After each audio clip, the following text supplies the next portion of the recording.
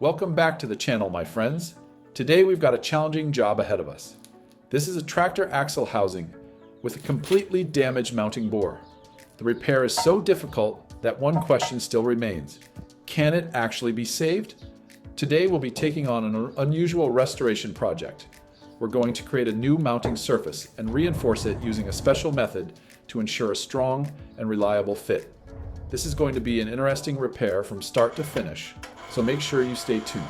If you enjoy videos like this, don't forget to subscribe to the channel and give this video a thumbs up. Enjoy the video, my friends.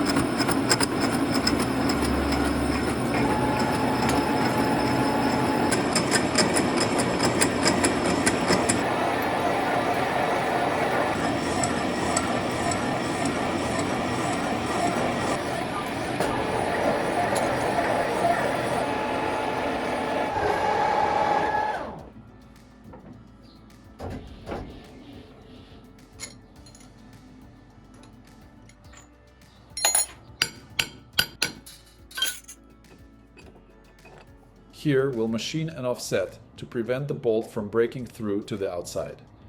We'll move it down by 1.5 centimeters.